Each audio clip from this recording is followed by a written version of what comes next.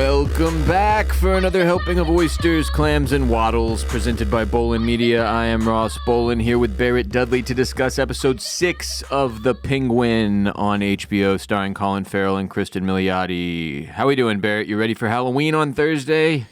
Yeah, I am. Sort of. I got, I'm doing a little costume for the office. We do full out like Halloween costumes at the Howler Brothers office. Take it very serious at Howler. Yeah, pretty serious, but not too serious because like if I had a party to go to this past weekend, I would have gone like full drag Chapel Roan probably. Okay. Just like really done it up. Yeah. That would have been something to see. But I'm not going to do that at the office. Was that too weird for work? You don't want to freak your coworkers out permanently? So the best thing about a costume, about like an all-out costume, is the initial reaction that you get from people.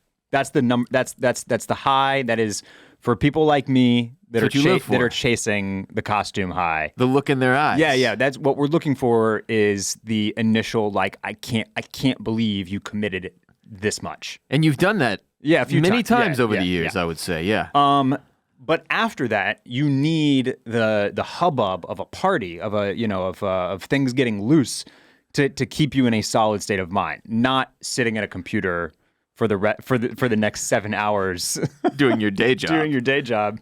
With a pair of fake eyelashes on. Yeah. So I gotta tone it back a little bit.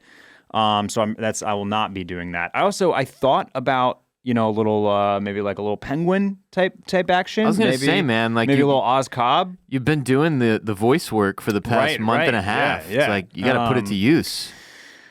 But there weren't any good bald caps out there with like a little comb over. It's also tough because you need to be like you need some grotesque. facial stuffs going on. Yeah.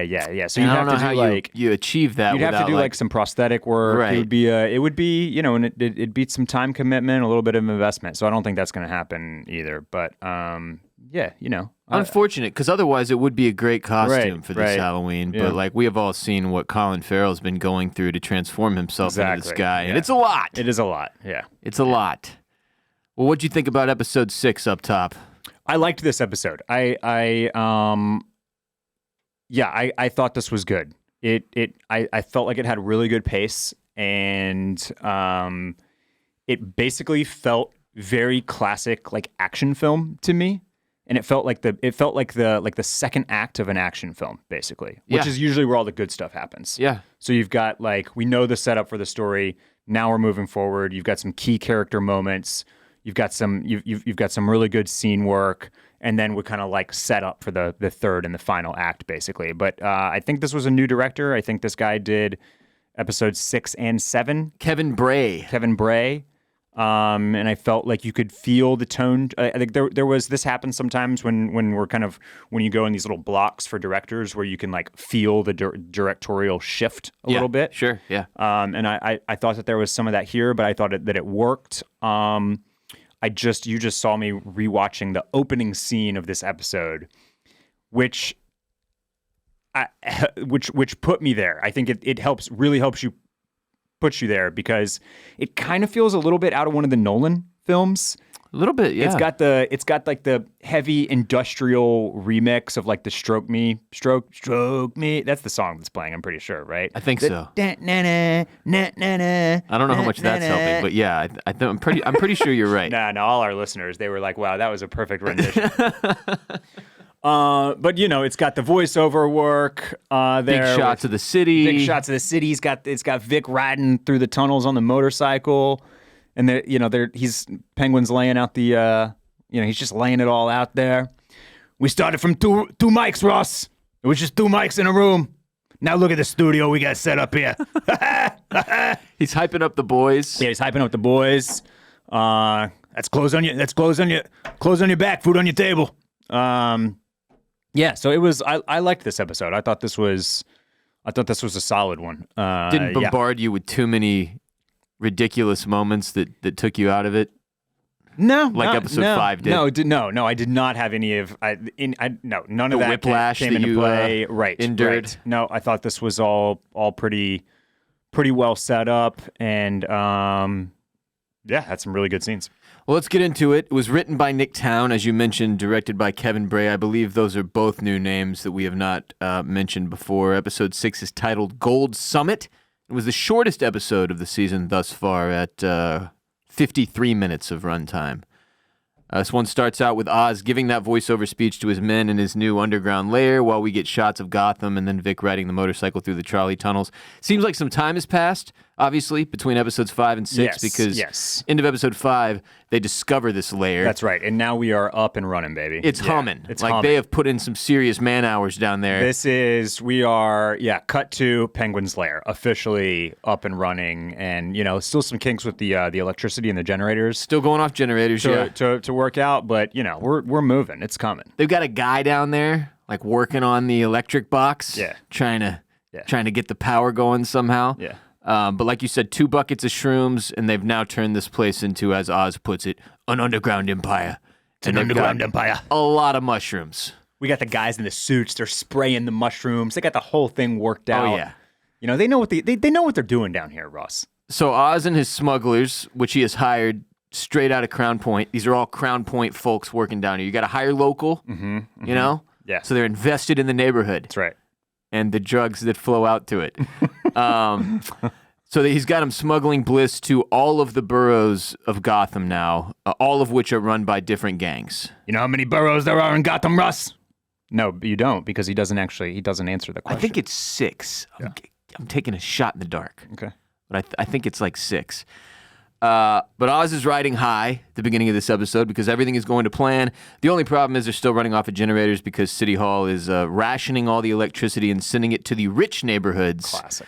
Which I obviously am aware of, the disparity of resources geographically based on areas in different big cities. But I've never heard this one before, that they were like rationing power away from the poor and toward... Oh, this happens in Austin all the time. No shit. Yeah.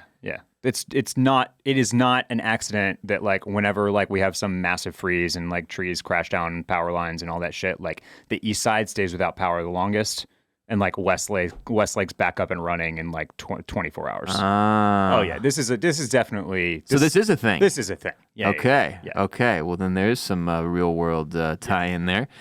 Also, Vic warns Oz that when he made his drops that day, it's a little confusing that they keep using the word drops to talk about how they're making physical drops, drug drops, but the drug is not drops anymore. It's bliss. Yeah, it's not confusing for me because I'm very smart, but for the idiots like me, every time they use the word drops, I'm like, wait, drops? What? Drops? Weren't drops something else? What? They set you up too much. They spent too much time on drops. Yeah. And now anytime you hear the word drops, I'm just like, let's get high. Yeah. But someone had eyes on the Sullivans, one of these gangs he dropped his drugs off to. It's the Irish crew running one of the bureaus. Got to get the Irish in there because, run by Donnie Boy. Old Donnie Boy. Donnie Boy Sullivan. He could not have been more stereotypical with that dude. Oz tells him not to worry about it, though, as long as they lay low. He's like, did they catch you? He's like, nah, I escaped into the underground, and they had no idea where I went.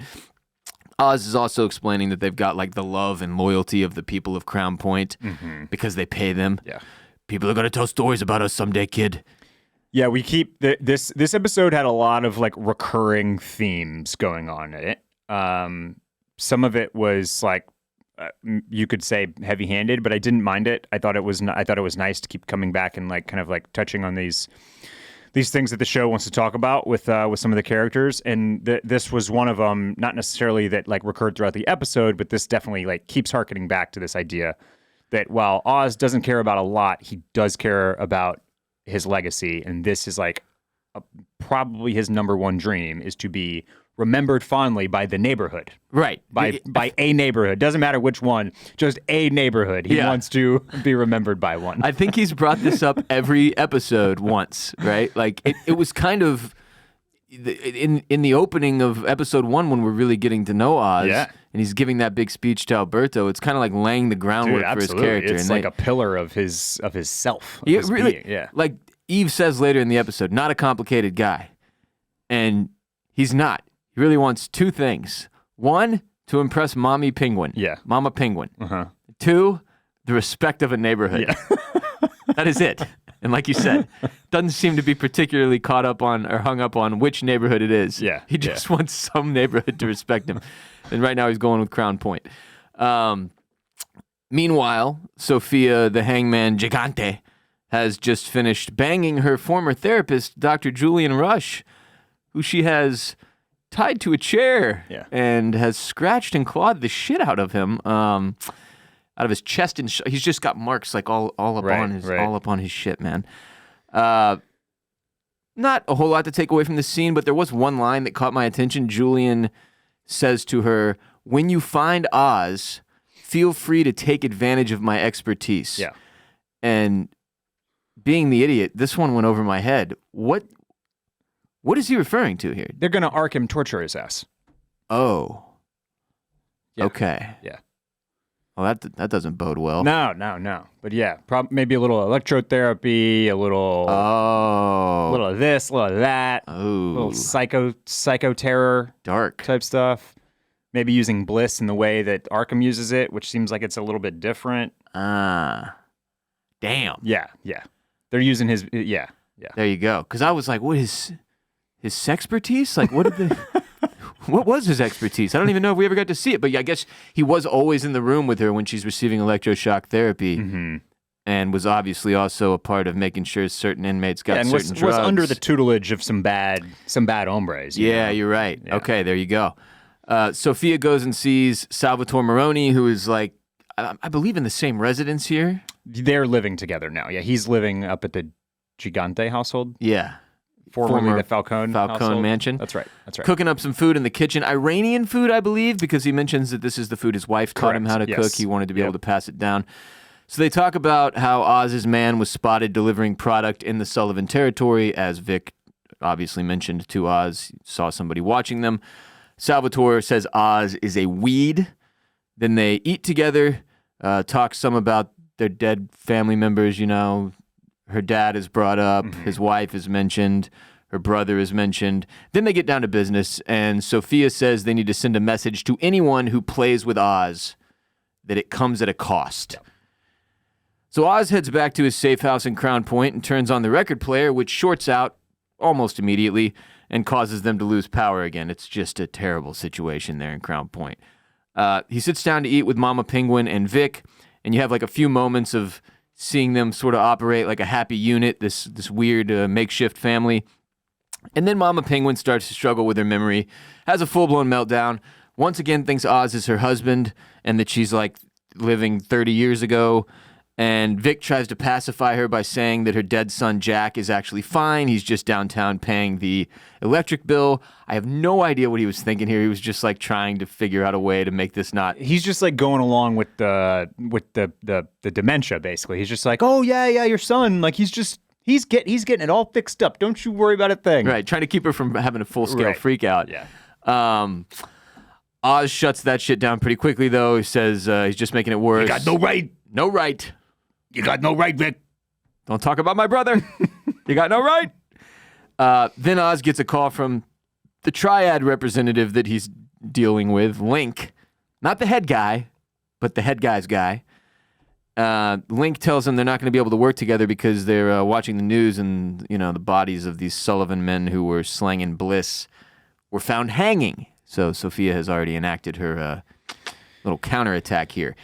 Upside down with their pinkies cut off, with the blood spurting out of the pinkies. Yes. Which I don't think that they would show on the news, but in Gotham they do. Yeah, it's a bad place. So Oz pretty immediately says, like, he couldn't even give bliss away if he fucking tried.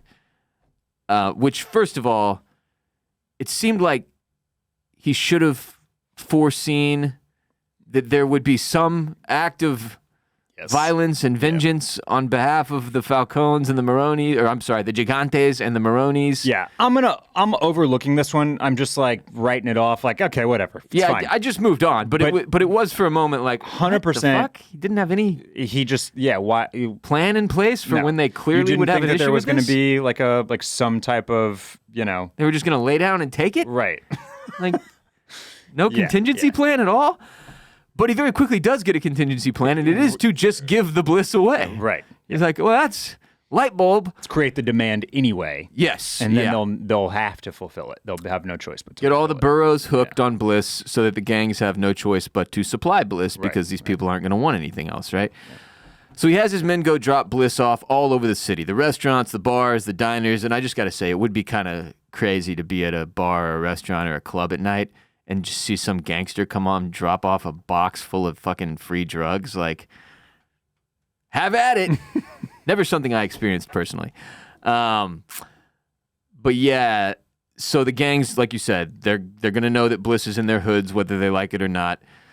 When Victor goes to make his drop, I think that's what he was doing anyway. He's carrying a gas canister. Mm-hmm. I was like, yeah, that's filled with bliss. But I actually don't know what was going on there. That might have been gas for the generators. Could have just been gas for the Jennies, yeah. Yeah. Regardless, he runs into Squid. Squid is back. Squid is bad news. Yeah. Squid is, if you are the age of if you're close to Ross and I's age, so early 20s. Somewhere in your mid to late 30s, maybe a little younger too. Squid is a representative of what we all know as the striped polo gang. Yeah. He's got the, everybody knows if you went to public high school, there were a lot of white dudes around with the same buzz cut, but they didn't dress like this unless maybe you were from New York. If you're down in the South, they all wore giant oversized striped polos. Right. Like polo brand polos.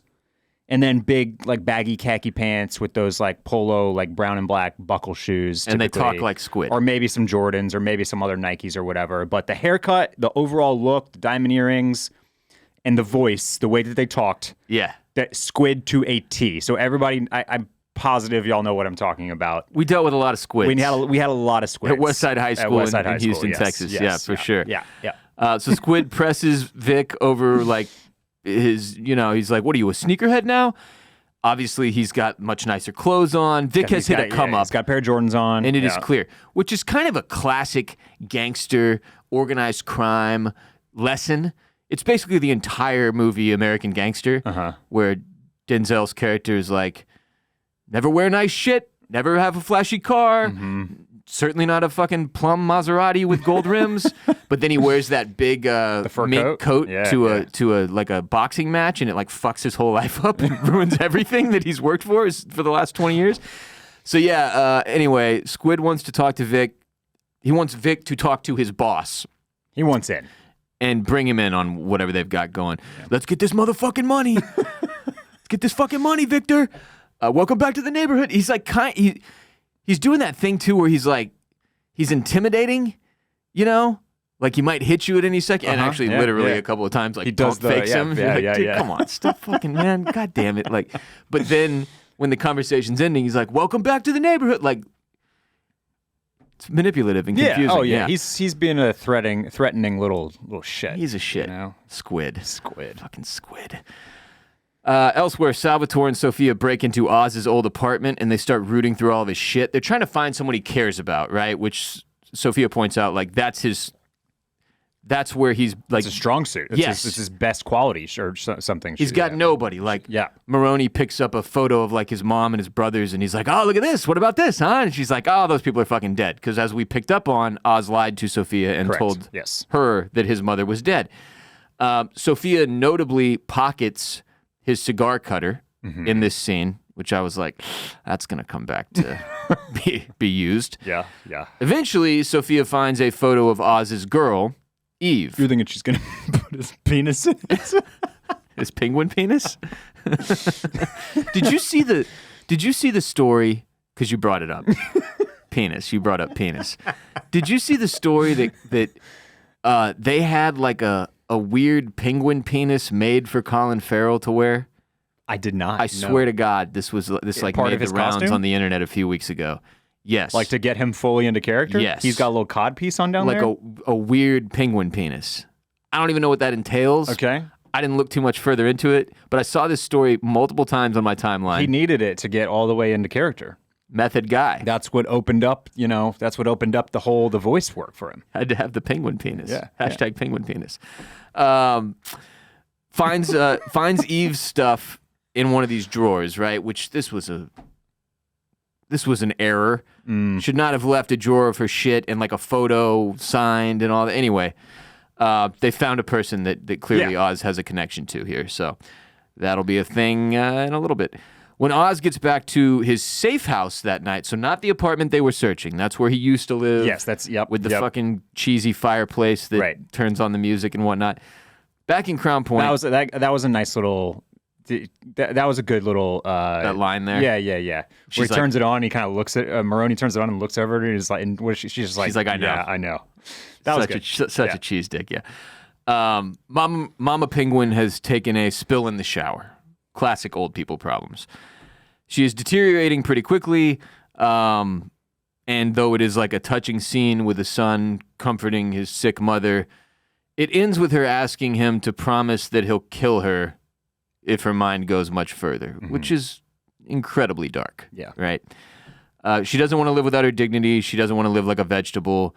And Oz is obviously very hesitant to commit to this at first, but in the end, he does promise that if her mind goes before her body is ready, he will help her die. Does this show and this scene in particular, does it never remind you of Boardwalk Empire? Maybe a little bit. Maybe it's this relationship specifically that is reminding me of Jimmy and his mom's relationship. Oh, yes, definitely. Season 1 and 2 of Boardwalk. For sure, yeah. I'm not sure how much further I watched than that. But that actress that plays his mom, whose name is slipping my mind right now, the relationship, the voice, some of the antics, it's just very reminiscent. Gretchen Mol. Gretchen Mol. Name. That's it. Yes, thank you. There's just this show. Obviously, like every once in a while, I still get a little bit of like Tony Soprano off of Penguin vibes, but it reminds me of Boardwalk Empire more consistently than I think it does anything else. And as I said, it's been a decade since I watched that show. I only watched, I think, the first 2, maybe 3 seasons. But this scene in particular definitely got that going again for me. The Boardwalk relationship is probably the most twisted mother-son relationship I've ever seen in any show or movie, because it gets fully sexual at one point. Like, that lady had some serious issues. Oh yeah. Yeah. But tough scene. This is one that they talk about in the Inside the Gotham a little bit, just about how it's kind of supposed to bring you back to Oz's side a little bit. Show you the softness, the humanity. And Laura and I were talking about this afterwards. She asked me how I was feeling about the mom storyline now that we're coming up on the end here. And like it's certainly serving its purpose. Definitely. Like it's Oz's most human thing about him. It is the connection that grounds him, that makes him somewhat relatable and to where you can still kind of feel for him a little bit. Is this kind of traumatic but clearly very like loving and caring relationship that he's got with his mom. And it's like his whole purpose. All of his shit is driven by this relationship with his mom, right? Yeah. All his motivation is based in her desire to see him succeed and to, as a result, lift herself up in society as well and have a better life, right? So gets her out of the tub, helps her get dressed, helps her put on her makeup, put on her necklace that Oz stole from the Falcons that he gave to her at the beginning of the season. And it's all very macabre. Like, you're just like, oh, like you look gorgeous, Ma. You're getting the warmth for sure and the humanity, and it's accomplishing that. And at the same time, in the back of your head, you're like, this is not healthy. Not a nice little detail that they spoke about also is that, and again, just to reiterate, these are really good because they do touch on story, but they also talk about film work or the camera work and the film stuff. And so this is supposed to be kind of like surrealistic or a little bit of like fantasy, right? With that close up of her face and him kind of putting on the makeup. But then he's still got all the dirt under his fingernails, and it like takes you right back out of it. And I noticed the dirt on his fingernails while this was all happening, but didn't really put it together. Didn't put it all together, and that explanation was it was a good detail that I think even if you don't that you notice, and even if you're not like, that's pulling us out of the fantasy, it's something that you respond to, right? What's you subconsciously kind of understand that they're doing something there by showing us, by having all that dirt under his fingernails. What's the cliche? It's like putting makeup on a pig. Yeah, lipstick on a pig. Lipstick on a pig. That's what it reminded me of. Because it's like you can dress this up as much as you want. Yeah. But she's sick. Yep. She's dying. She's on her way out. Yeah. And even beneath that, this relationship is really twisted. Yeah. And Oz can put on the fanciest, Italian-made suit in the world. He's still the penguin. Right. Right? So, yeah, I think the dirt under the net. And fuck's sake, man, like, wash your hands one time. Jesus, what are you doing down there? I don't know if they got running water here. Oh, no. yeah. Well, she's in the shower, so they do. They got the water back on. Yeah, That's good. Vic gets back and tries to give Oz an update on how work went that day, but Oz is like clearly out of it, preoccupied, working on a generator as Vic tries to tell him like, hey, I ran into an old guy from the neighborhood named Squid who might be a problem. Oz is rambling about how they don't even know what his mom has. At first it was Parkinson's, then Alzheimer's, and now they're talking about some fucking thing called Lewy body, which you could just see the pain that he's dealing with as a result of kind of... His mom just asked him to kill her if things get worse. So Vic decides, rather than burden Oz any further, he'll take care of the Squid problem himself. And like as the scene is unfolding, I assumed this was going to result in a murder. Yeah. But in the back of my mind, I was hoping like maybe he'll find a way out of this. Which, when we get to that scene, as a result of my inner monologue, it was torture. Into this conversation with Vic, Oz looks out the window, sees City Hall like shining bright. Yeah. This really pisses him off because they're sitting in the dark. His mom's freezing her ass off. She's had a tough day. He's had a tough day. So he grabs a pair of pliers, goes downtown, does a little stakeout, and approaches a guy named Councilman Kade. And Kade immediately recognizes Oz as Carmine's guy. Yeah, and we immediately recognize Councilman Kade as Billy something from Entourage, who directed Medellin. Oh my God. I knew I recognized his face from something, but I did not put that together. The HBO family, man. They do not play. Great character in Entourage. You can be in nothing, and then they dial your ass up 10 years after your show ended, and they say, hey, we got a role for you. Billy Walsh. Drug-addled director of Medellin. Great character in Entourage. That was like at the peak of Entourage right there with Billy Walsh. So yeah, Oz...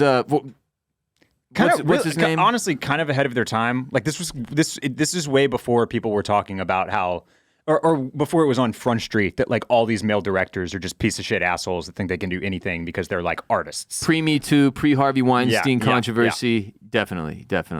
Speaking of Entourage still. Yeah. Which if you're looking for an easy 20-minute digestible, the same fucking thing happens every single episode. Vinny, oh no, we're in so much trouble. And Vinny's response is, it'll all work out. End episode. Move on to the next one. It's the same fucking thing every show. Entourage was good fun for a while there, though. Anyway, Councilman Kade is like, hey, man, I already paid off all my debts. And Oz is like, well, not to me. And grabs him by the nose with the pliers. What is that called? The bridge? No, your bridge is up here. I don't know what this is called. I was trying to think of what that part of the nose is. I'm sure it's got a name. I know I don't want to be... septum. Your septum. That's right. I don't want to be that's grabbed a septum there. Piercing. Yeah. Painful looking. Yeah, it looks uncomfortable, unpleasant. And Oz asks Councilman Kade if he thinks he can just raw dog the people of Gotham with an invisible dick, which is probably the closest we're going to get to a True Detective Season 2 line. But it was still very good, like in the moment, because it didn't hit as out of place. He's just very fucking upset. He's very angry and trying to express that accurately to the councilman. Yeah. He asks, he demands that this dude figure out a way to get the power back on for Crown Point. That's the whole point of this. He's like, you fucker, you assholes are diverting power away from the poor area of the town, and you're what is he? He's like, you're sitting in your fuck pad. It's not fair.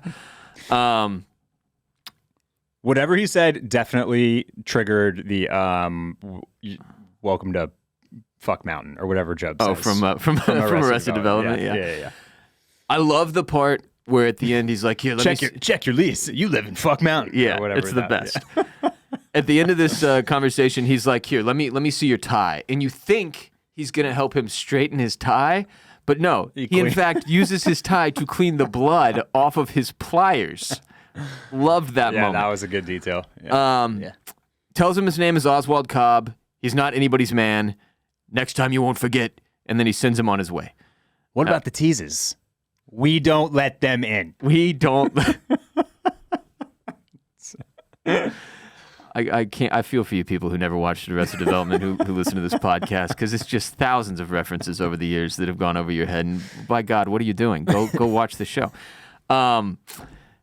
Yeah, so that immediately after this, like the guy is barely pulled off in his car, and Oz gets a call from Donnie Boy Sullivan, who is upset that his territory has been flooded with bliss. So Oz is like, all right, I'm not going to talk to you when you're all upset like this.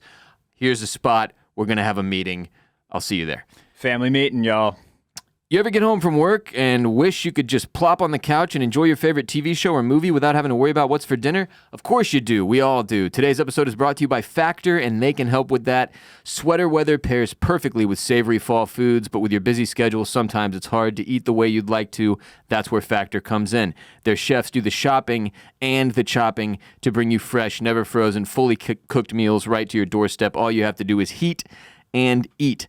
All of their meals are dietitian approved, so you know you're getting the nutrition you need along with the fall flavors you crave. Whether you're managing calories, maximizing your protein intake, or simply trying to eat more balanced, Factor has dietitian approved meals that will help you meet your wellness goals. Choose from 6 meal preferences, including keto, calorie smart, vegan, plus veggie, and round out your order with nutrient-rich smoothies, snacks, and energy shots to keep you satisfied all day long. Dinner time at my house can be pretty chaotic, so it's nice that on some nights when my wife and I don't feel like cooking or dealing with the groceries or whatever, we can turn to Factor to make sure our family is still eating well. I've probably had like all 35 different meal options at this point. Everything Factor delivers is phenomenal. Name your number one favorite. Ooh, I'm a big salmon guy. Yeah. Love me some salmon. Yeah. Yeah.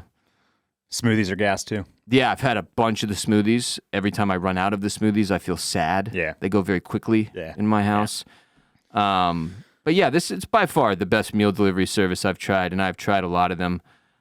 Factor. Head to factormeals.com/OCC50 and use code OCC50 to get 50% off your first box and 20% off your next month. That's code OCC50 at factormeals.com/OCC50 to get 50% off your first box plus 20% off your next month. You can see the details and the link and the code in the description of this episode. So Vic meets with Squid and tries to pay him off to go away, saying, hey, look, man, my boss, he's not really looking for more guys right now, but there might be an opportunity later on. In the meantime, I will pay you off weekly. And remember, we found out Vic is getting $1,000 a week, I think. Yeah, from Oz right now. That's his pay. That's the way he's being paid. Yeah. And he, at one point, had to give he gave some money to his girlfriend. Yeah. Right? The first time he got paid. And then the rest of it to the cop. The rest of it to a cop. Yep. And weeks have passed since then, so no doubt Vic has accumulated some level of cash flow and he's got some new shoes and whatnot. But again, he's having to use the pay that he is receiving from Oz. Yeah, I feel like he's probably gotten a bit of a raise already. Think so? Based on how things are going with the Bliss, maybe. They are kind of kicking ass down there, yeah. And the new Jays, but maybe that was just from the, he was getting $0 per week, and then he was getting $1,000 per week. So maybe it's just he's been socking a little bit away. It seems like the perks of working for Oz are pretty good. Like I feel like they're getting. I feel like Oz is like bringing down lunch to the lair for everybody. Yeah. Well, they can't all just go out for lunch break. Right. Got to have some shit brought down there. Yeah.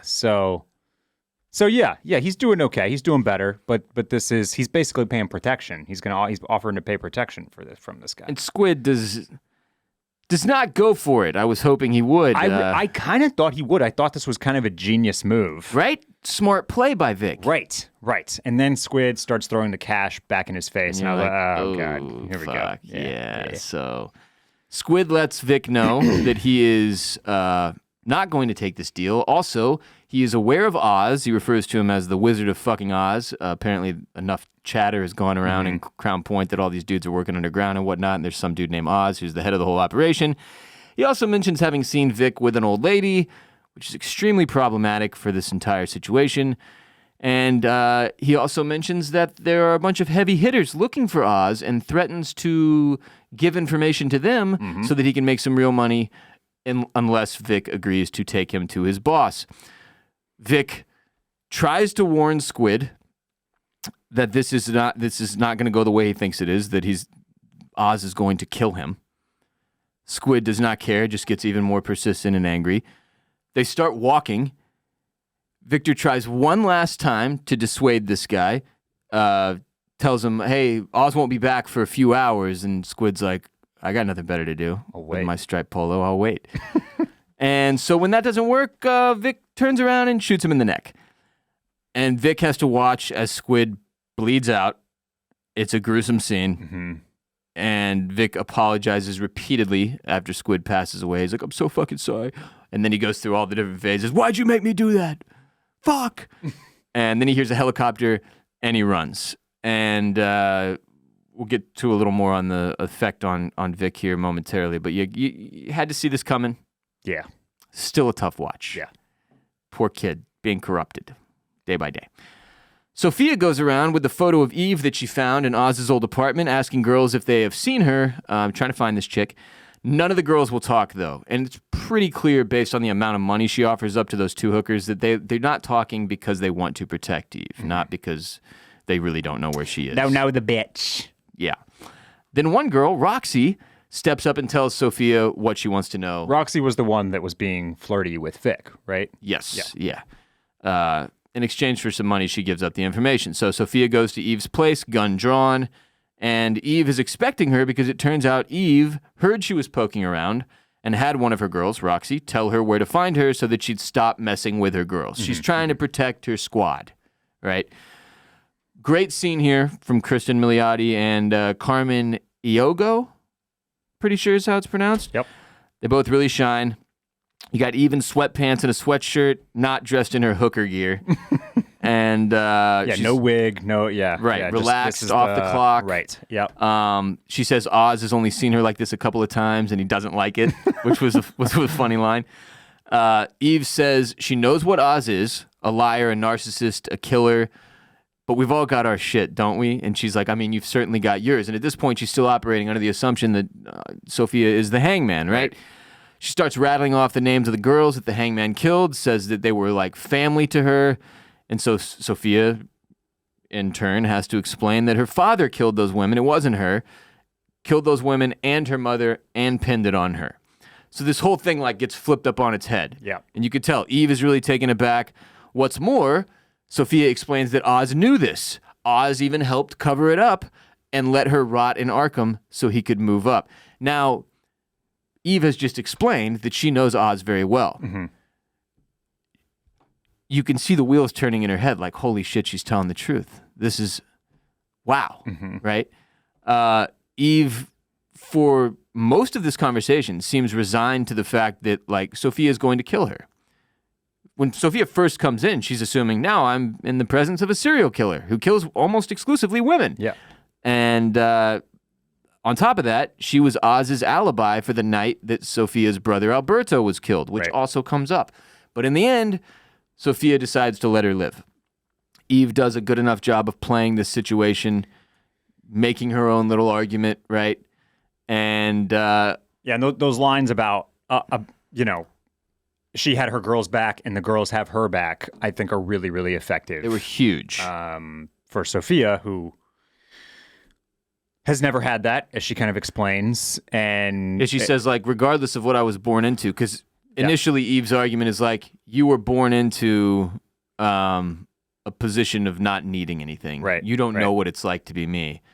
And then it comes to that line where Sophia's like, well, regardless of what I was born into, I'll never have that. Yeah. So she respects that this girl looks out for her people and her people look out for her. Yeah, and this is also maybe the first time in the episode or maybe not, but it'll get brought up again, this idea of like having somebody's back, basically. Yeah. This looking out for each other, banding together as a unit. The family. Keeping those close to you close, making sure they can count on you, all that type of stuff. Like that type of loyalty is comes into play here a few different times as we head towards the end of the episode. Oz brought it up regarding the people of Crown Point. Right. His mom pretty regularly brings it up with him. Yep. Can't even take care of your own mother type of shit. Yeah. Yeah. Then obviously in the Golden Summit scene, this is the idea that he pitches to all of these people that are getting stepped on by the rich and the elites and the Falcones and the Maronis and the Gigantes, right? So The old guard, The old guard, yeah. Yeah. But yeah, it's really nice scene work, like you said. It's fun to watch these two kind of play the cat and mouse game, and kind of deliver their respective, sides of things. The most interesting thing about it to me was when she decides to let her live, and Eve decides, like, in response, I have to give her something. Yeah. And she says, Crown Point. You can find him in Crown Point by the something. She gives her some type of a specific. At the zoo, maybe she maybe. says? Yeah. And she says, you deserve your shot. Basically saying, like, look, I don't know how this will play out. I'm not saying that he's going to die, but you do deserve your chance at vengeance for what happened to you because of this man, right? Yeah. And this scene ends up mattering even more with the way the episode closes. Because just to not bury the lead, like, my big question becomes, you see Sofia continue to have a level of humanity that I don't think Oz has anymore. Regardless of what she's been through, she's still, like, she doesn't kill this woman. She could have just iced her right there. And she's leaving knowing there's a chance Eve could somehow warn Oz, right? I don't think she cares. She decides not to factor that in. But then at the end of the episode, you're watching this same Sofia Gigante watching Oz's mother, this elderly woman, dancing with Oz's henchman, Vic, who she has met and knows is a nice kid. And you find yourself hoping that she'll show the same type of mercy that she shows to Eve here. Yeah. And I don't think she's going to. Spoiler alert. Well, it's pretty interesting. I thought this episode was really interesting in how it continues to frame I'm just going to call them both our protagonists in Oz and Sophia, right? Because maybe it's just the way that I'm watching, but it feels like they are still pitching Oz as somebody that you are rooting for. You want him to band these folks together at the end. You want him to get out of this summit. We're not hoping that the triad guy with the shotgun just blows his fucking head off and ends it right there. No, you're almost, you know what I mean? It's like a sick Robin Hood situation, right? Yes. And the big things there are that we watch this guy with his mom, and we watch this guy, like, take Vic under his wing, and those two things give, and then we watch him at least talk this big game about wanting the respect of the neighborhood and looking out for all these people and putting the food on their table and making sure that they're all paid equitably and all that type of stuff. And so they keep giving us all this, even though we watched him kill a mom and her son, it's like, yeah, but they were Iranian mafia, they were bad dudes. Like it's okay, right? And then you kind of contrast that with Sophia, who's, like, on this mission, hunting somebody down, is potentially going to kill an innocent in Eve here, right? And then when we see her in that apartment with Vic and the mom, two people that we know are relatively like still relatively innocent for one reason or another. That contrast is pretty severe. It's like, well, Oz killed a mom, but she was, like, this, like, mob boss killer, and now Sophia's going to do it to this demented old lady, right? So, like, those two things don't match up, and so you certainly, like, I think the show is doing that on purpose, is kind of almost making you kind of squirm in who you're siding with here. Yeah, it's they're doing an extremely good job of this. But because of what we watch happen earlier in this episode, because she walks out of Eve's house and lets her live, I don't think that she's going to kill his mom. Yeah, I hope not. Vic is another story. I don't know what's going to happen to Vic. But I can't. I have a hard time seeing her letting Eve live and then killing Oz's mom. Oof. I'll save my take for this. But it's till the end. Okay. Yeah. But it's okay. Not a good situation. Okay. All right. Vic meets Oz in the underground lair, clearly still rattled from having to kill Squid. Oz doesn't even have to get the information from him. He just correctly assumes like what has happened. You can see it on his face, right? He's like, "You handled that guy?" Mm-hmm. Asks if he got away clean, comforts Vic, and tells him he did the right thing. And then, like, when he brings him in for the old mafia-style hug, like, whispers in his ear, like, "It gets easier." Yeah, pretty dark. Gives Vic the night off to recover. Yeah, it's a touching, very sick moment. Because it's just, you're like, almost like welcome to the club. The more people you whack, the less it will fuck you up. Yep. The less affected you will be. Yep. The less humanity and also just you an will have. acknowledgement that like what I've brought you into Involves murder. Right. This was not an aberration. This isn't the only time you're going to have to do this. That's the thing that we do. That happens. is something that comes up in this game. Yeah. So Oz goes and meets with the heads of the gangs in all the different territories. It's a real grab bag of criminals they've got down here. All people of different walks of life are represented. Throws them all a cold brewski. You got the Yeti in the back of the truck. We're all wondering what's going to be in the cooler. I thought it was going to be like some crazy shit. Nah, just some cold beers for the boys. Just some cold beers for the boys. And the girls. Yeah. Throws them all a brewski, welcomes them to the Gold Summit, as he is.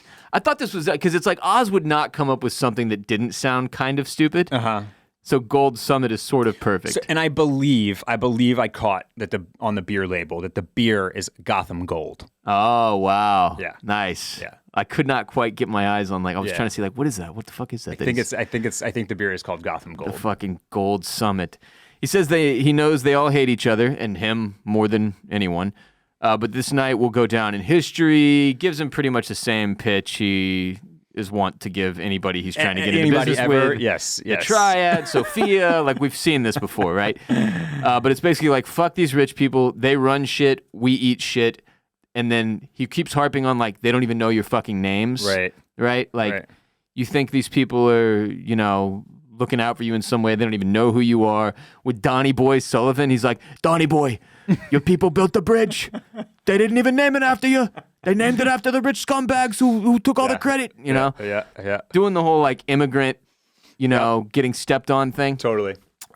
He says the old guard can't touch them if they all get each other's backs. Right. If they all band together as a team. The Triad guy pushes back pretty quickly. He's like, "This man is a fool." He betrays everyone he works with. He has no code. He has no class. He is a bargain basement hustler who will do and say anything to get what he wants, which was so spot on. Very spot on. He nailed him to a T. And everyone watching is waiting for Oz to just ice this dude and shoot him in the face. Because it was kind of reminiscent of like the scene with Alberto where Alberto shits all over Oz and Oz like can't help himself but to respond violently and with a murderous rage. I was a little bit worried about the junior Triad behind him. I was like shooting the head guy and like being like, and then cracking his brewski. "I'm the Triad now." Yeah. So Oz pushes back to him, but says like, "Everything you've heard about me is true." He admits to stealing Sofia's product. He cops to the Alberto Falcone murder, and he's like, "But so fucking what? I hustle. I'm a hustler. I do what it takes because at the end of the day, I'm just a poor kid from the fucking East Side who's got something to prove." Like all yous, right? He does a decent job of like bringing it back, so you can at least. It's semi-believable that these people would be like, "You know what? Fuck it. Let's throw our lot in with this penguin fella." Right. But it doesn't go well until that sort of end of the... So they all crack their beers. Well, he's got to acknowledge that he has to acknowledge that he is a hustler and that he had, like, right? That he's done shitty stuff to, like, catch a come up. Yeah. Right. The beer cracking to signify that we're in... The brewski beers? Was... somehow like it was so cheesy, but I loved it. I was like, nobody even has to speak. Just crack your brewski. I don't think I've seen it before, which is why I think it kind of was a little original. Yeah. It also was very fratty. It was some frat shit. It was like a meeting of the frat minds here, where everybody gets it was something out of like a parody video almost, where like that's like an American Pie movie. Like this is how everyone would come to an agreement in a fucking National Lampoon's comedy. Yeah, totally fucking ridiculous. So it was kind of ridiculous, but somehow tight. I liked it. It kind of worked. It kind of worked. I liked that it was bringing it back down to like this like kind of Hank Hill, common man. Yeah. joint like this is something that binds us. We all at the end of the day can get behind A cold brewski beer. Yeah. And the last triad guy, because he's the last one, he like stands there for an extra beat and he's like holds his beer up and like cracks it and everybody's like, having some beers with the boys, yeah. The Gold Summit, what is he? He's like, to take him back, Gotham. And you can see like the look of satisfaction on Oz's face here. He's achieved what he wanted to. So, unfortunately, he can't have everything go right. When Vic goes back to the safe house that evening, he's chilling. He notices some blood on his shoes. I don't know what the fuck he's thinking. Like, he uses the sleeve of his hoodie to try and get the blood off his shoe. I'm like, well, now the blood's going to be on on the hoodie. Yeah, go get a paper towel, guy. Right, what the fuck are you doing? Anyway, the power kicks back on. In all of Crown Point, thanks to Councilman Hades' nose, music starts blaring throughout the apartment because Oz had been fiddling with the record player earlier. Mama Penguin wakes up alarmed because it's extremely bright in her room all of a sudden, and there is very loud music playing, and she's a demented old bat. And then Vic and her dance together a little bit. At first, she's like, what is happening? Oh, my God. And then she's like, hey, I'm catching the beat. It's almost comical how this starts to unfold, right? But then it becomes like this, like, again. Leave it on. Another warm moment here. Yeah. It reminded me of when Charlie's grandpa in Charlie and the Chocolate Factory, when he gets out of bed for the first time in 40 years, fucking bum ass, hasn't worked a day in 40 years, and then he finds out he's got a chance to go to the Chocolate Factory, and he's like, oh, just kidding, I'm perfectly able-bodied, hops out of the bed and starts dancing. That reminded me of, this reminded me of that. Joy that chocolate brings. It is, yeah. And music and power when you haven't had it for a while. So, while they're dancing, there are pretty clearly, like, there's noises. Vic hears something, yeah. Indicating that someone has, like, entered the apartment. Correct. But for whatever reason, he, like, doesn't really react. It's like he's too swept up in this moment and this music and what's happening, and maybe in the back of his mind, he's like, it's probably Oz, right? So they keep dancing. They dance their way into the living room, and we get, like, this pan-out shot of Sofia Gigante standing in the doorway with a crowbar staring at Vic, and Mama Penguin. Roll credits. So, back to what we were just discussing. Yeah, yes. I don't, like, she just let Eve live. I don't feel like there are going to be other people who catch that same break. Okay. Because at some point, she's going to have to start. You think she's all out of mercy. Laying it down, right? And, like, the whole point of this search was to find somebody that Oz cares about. Now, maybe you're right. Maybe, because, like, Eve even has the one line. She's like, hey, he's not going to come looking for me if that's your plan. Like, if your plan is to kidnap me and take me back somewhere so that he'll have to show up, he's not going to do that. Our relationship was more transactional than it was personal. But this bait, you have to think would work. Yeah. So maybe you're right, Barrett. Maybe this is going to be a situation where these two are taken captive. I certainly don't think they're just walking out of here. So I think you could go a couple different ways from this. I think that the Eve line, I think the whole thing about Penguin having no loyalty and how we get a couple lines in this episode. One, the Eve line about how, like, it's not going to go that way if that's what you're planning on. If you think he's going to come to try to save me and give up his own life, not happening. Not happening. There's the earlier line when when Sophia and Maroney are in his apartment, where she's like, that's his greatest strength, that he doesn't care about anybody. Right. His mom just got done asking him to let her die. Probably the most important point in the whole episode. And so I have this sense that, I mean, obviously, like, Sophia is not going to walk right in that living room and hit her in the face with the crowbar and just end her. But kind of ominous, the crowbar thing. But they're going to use her. Oh, she used the crowbar to open the door. To open the door, yeah.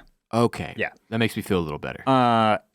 Obviously, they're going to take Mom as bait. Whether he will go for that bait is kind of the thing to be determined. Although they come and they grab his ass too, right? Or does that? No, they don't have him yet. No. Okay. All right. Okay. Yeah. So he's still out there. But so whether they try to use her as bait, now this is why I said I think Vic is in real trouble as well, because I think that's maybe a piece that who does he care about? Like, we know it's not Eve, transactional relationship. His mom just asked him to, like, let her go if her mind starts to slip, which It has. kind of already has. She's there. Yeah. Vic is the other guy who we just talked about, is kind of like another piece of the puzzle that makes you continue to feel for Oz a little bit. Like, this is his new protege. He sees himself in this guy. They both have a handicap that they're overcoming. They came from the same area. They are it's guys like us, Ross. Guys like us. Yeah, guys like us. Guys stick together. So that's what I think is potentially that could be interesting too. Is whether the he kind of like lets mom go, but he can't resist the Vic bait in a way. Yeah, and my guess is that Mama Penguin dies here. Yeah. When I say here, I mean from whatever this fallout that we're about to have to witness is. Vic survives because they have invested a lot in the Vic character. Yep. It would be some wild shit to just wipe him off the board. It kind of wouldn't make sense narratively. Like, do you mean at all this season? Maybe in the finale or something, but like I guess next week is the penultimate episode coming up this upcoming Sunday. Like, but we just watched Vic break bad. We just watched him like kill this Squid guy and have to deal with the fallout. I don't know, man. This is on the same network that had Ned Stark's head chopped off in episode 9 of season 1. So like, who knows? And this is a piece of the show where the stakes are I think are higher for guys like me and you, Ross, who are not so deep into the comic book world that I don't really know who Vic Aguilar could or should be. I don't think anybody does. If he's got some story that's supposed to unfold later. He's not a straight connection to the comics. Okay. I think he's definitely in peril especially as like a potential, my guess, if I'm just sorting through it all, is that we watch Penguin have to turn his back on and essentially betray somebody that he genuinely does care about here. More so than he ever did about Sofia or whoever else, right? That we've kind of seen him betray. Like, I think the Vic connection is real, and I think he probably is going to have to like betray him to save his own skin. Yeah, and you do get the feeling that what this is all, because look, here's part of the equation that Barrett has mentioned repeatedly throughout the season. Like, there's a Batman 2. And I'm like 99% sure that Colin Farrell's in it. You're really confident that Colin Farrell's going to be in it, or else I find it unlikely that they even take the time to do the Penguin, building up to the second movie. Correct. It just doesn't make strategic sense. Doesn't make a ton of sense, yeah. So what is left to accomplish with this character is to make us hate him before that next movie. That's right. They keep giving us these moments with the mom and with Vic and with talking about the neighborhood and getting respect and being remembered and these, but then you're just reminded repeatedly also of like how awful of a human being this dude is. Like at the end of the day, he's like, all he is a backstabber for his own means, right? And he even delivers these lines at the Gold Summit to remind you, like, this is who I am. Yeah. Yes, I did all that shit. He doesn't try to deny it. Yes, I killed Sofia's brother Alberto. Yes, I stole her drugs. Yeah, like I did all this shit and I would do it again, and I'm a fucking scumbag. And I think we're also probably supposed to take the line that Sofia gives to Eve at face value, that he did know that Carmine was killing all those women and helping him cover it up. Right. So it wasn't as cut and dry as like, hey, yo, your daughter's talking to a reporter. You might want to check that out. Now, I still believe that Oz didn't know what Carmine would do with Sofia. Yeah. But I think at the end of the day, Oz had to know it wasn't going to be good and that it might be death, right? Yeah. And he still gave her up so that he could rise. And then certainly once that did all unfold, didn't step in the way, didn't come to her defense, just like the rest of the Falcone family, right? Just let that all happen. Yeah. Out of sight, out of mind. I did what I did. I'm on the rise, and right. So yeah. I mean, it at the very least, it has like grains of truth there, which is pretty fucked up. It's gonna be an interesting couple final hours of this show. Yeah. Especially, I mean, we're at the point now where you can start to consider the longer ranging implications around the Batman 2 and all that, and we've come to care about in one way or another at least a few of these characters. Mm-hmm. And they're not all surviving. Correct. There has been a lot of chatter online over the past 24 hours-ish about Sofia Gigante, about Kristen Miliotti's performance, about whether or not she will be a part in Batman 2. Okay. So nobody knows, it doesn't seem. I mean, people will have a much better idea in a couple of weeks. But as of right now, it's not like something that's like leaked. It is something I think you and I will talk more about on Patreon this week, like what we think about that possibility. Okay. Because at least for me, I've gone through this season expecting her to die before the end of the season. Right. And for the Penguin to go on as sort of like the lone organized crime villain in Gotham for us to deal with in the Batman 2, along with whatever fucking crazy supervillain they decide on. Yep. Now that we're 2 episodes out, I really don't have a lot of confidence in what's going to occur. The only thing I'm still almost positive about is that Colin Farrell's Penguin makes it to the Batman 2. Because as we just discussed, it doesn't make sense strategically otherwise. There's a lot of money to dump into a show to just be like, and now that character's gone. But you could see the argument that like, well, if it births this other character that then takes the helm, but Sophia's been made to be so likable and like, you feel for her. Like she got incredibly screwed, you know?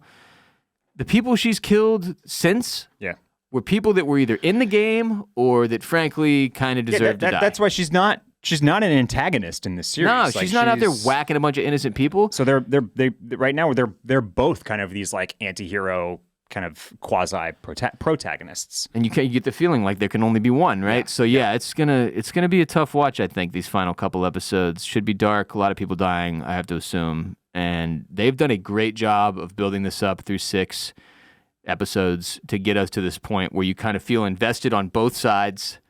Don't care about Maroni one way or the other, but with Sofia Gigante and with Oswald Cobb and with Victor and even with Mama Penguin to a certain extent, you're like, you care about what's going to happen to these people. You're invested, and you know that it's not going to end well.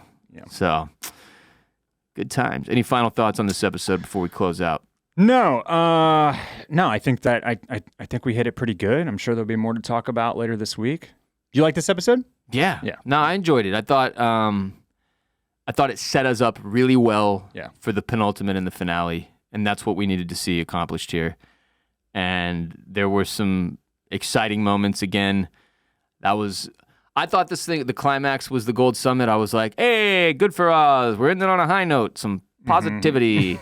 And then you got Sofia in the old Crown Point apartment. I was like, oh, fuck me. Looking dangerous. And they haven't really done a cliffhanger like that yet, right? I don't think, well, kind of.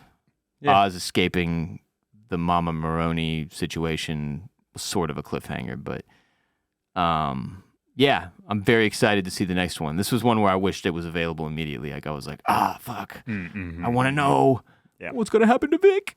Frankly, I care about Vic more than anybody else on the show. Like, this poor fucking kid got pulled into this. Whole family got murdered by the Riddler, basically. Yep.